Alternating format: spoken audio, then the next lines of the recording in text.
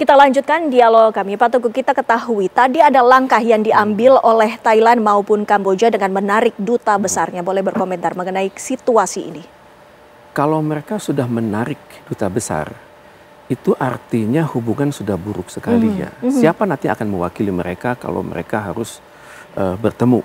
Dan untuk itu kan saya sangat berharap ada mediator ini. Tepatlah Indonesia dan Malaysia berada di situ. Indonesia merupakan abang, mereka nyebutnya Big Brother. Dan Malaysia, kita Big Brother, Malaysia itu adalah ketua ASEAN saat ini. Jadi saya sangat berharap duet antara Presiden kita dan Perdana Menteri Malaysia itu bisa berjalan manis ya. Ya cuman masalahnya ini kan damage has been done. Kerusakan sudah terjadi. Emosi di kedua pihak sangat tinggi. Dan untuk itu kita juga hendaknya bertanya kepada dua negara ini. Hai Thailand, Anda kan sesepuh ASEAN sama dengan kami. Anda ingin diingat sebagai troublemaker atau peacemaker gitu. Juga kepada Kamboja kan. Anda adalah anggota yang baru. Janganlah kalau ini berlanjut-lanjut akan ngerembet pula ke Laos dan Myanmar dan juga nanti ke Vietnam. Karena saya teringat pada tahun 1991 itu pada saat Vietnam menduduki Laos dan Kamboja, kita melakukan suatu konferensi di Paris.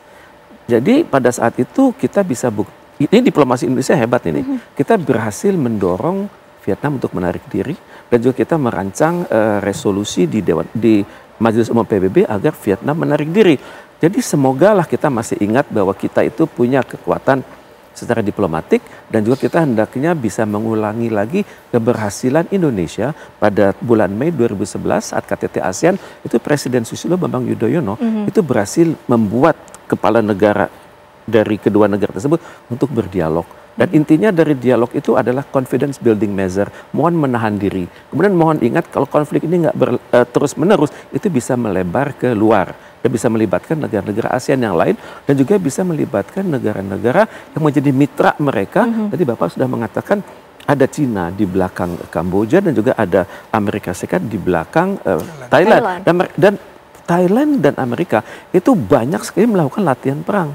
Dan itu namanya Cobra ya. Cobra itu kan melibatkan koordinasi pasukan darat, pasukan laut, dan pasukan udara.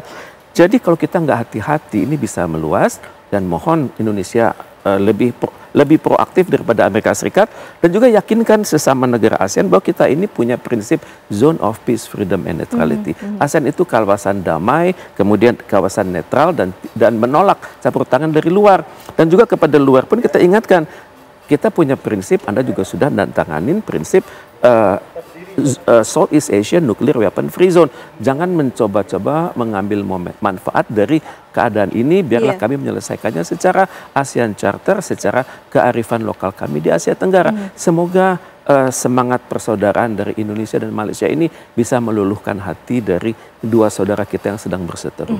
Pak Slamet, tapi melihat dari faktanya sekarang dengan ditariknya duta besar ini artinya semakin parah. Negosiasi antar kedua negara tanpa mediator ini pun juga semakin jauh nampaknya, Pak Slamet. Ya, saya kira Indonesia dan Malaysia serta Thailand sebagai pendiri mestinya bisa memberikan contoh. Kebetulan negara-negara Indo-China ini yang terakhir masuk ke dalam rumpun ASEAN bersama Timor Leste, ini juga mesti memahami bagaimana pendirian ASEAN itu untuk apa. ASEAN itu tidak masuk ke dalam blok-blok sebenarnya. Baik itu blok barat, blok timur. Nah kalau kemudian Amerika sudah mempengaruhi Thailand misalnya, Cina mempengaruhi Kamboja, loh ini artinya non-bloknya mana? Semangat bahwa kita bukan rumpun dalam konstelasi kekuatan bersenjata. Tidak, penyelesaian secara damai. Dan Indonesia kan beberapa kali menyelesaikan kasus itu di Filipina, di Moro. Pasukan kita juga turut serta di situ.